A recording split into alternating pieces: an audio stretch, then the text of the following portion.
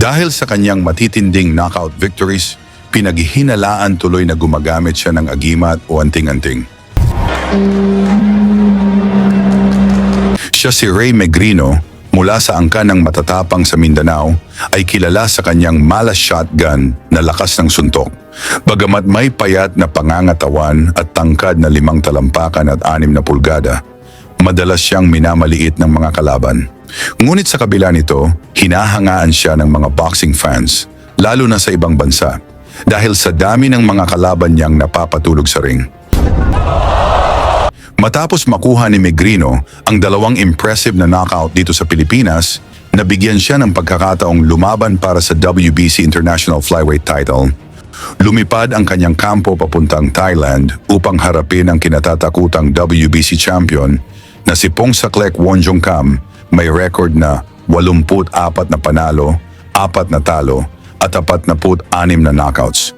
Hindi biro ang kalaban na ito dahil bukod sa pagiging 2-time world champion, hawak ni Wonjonkam ang record bilang pinakamatagal na WBC world champion.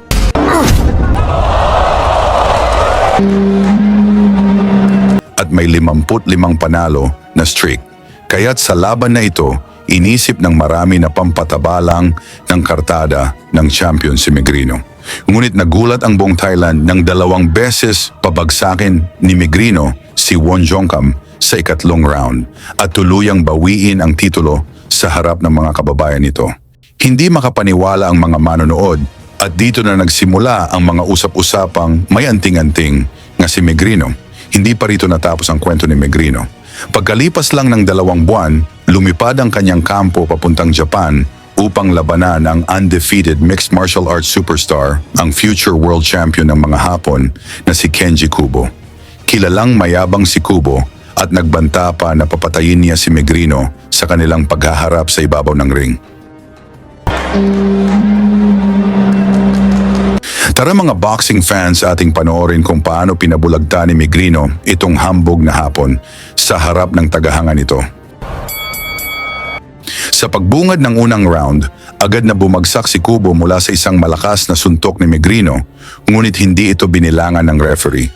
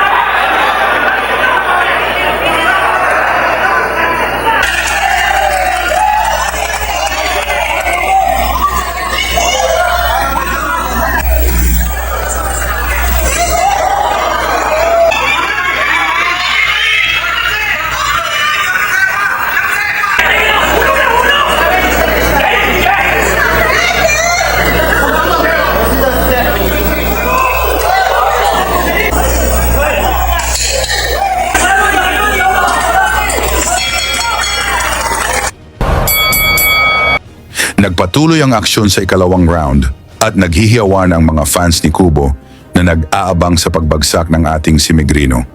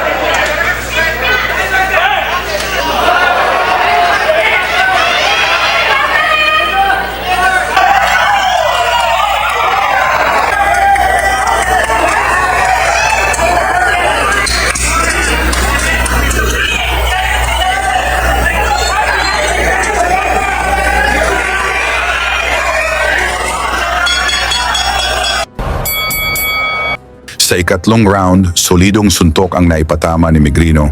Bagsak si Kubo ngunit nagpakita ito ng tapang.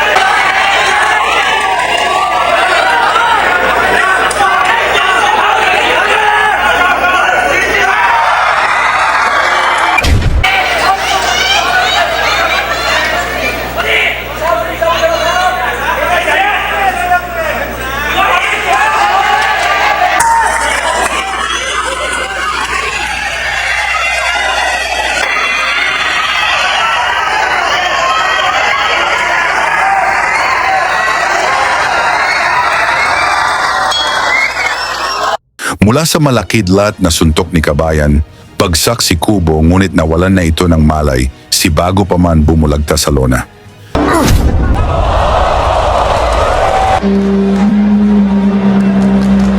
Agad na tinigil ng referee ang laban at nanalo si Megrino sa pamamagitan ng technical knockout sa ikatlong round habang si Kubo ay sinugod agad sa ospital.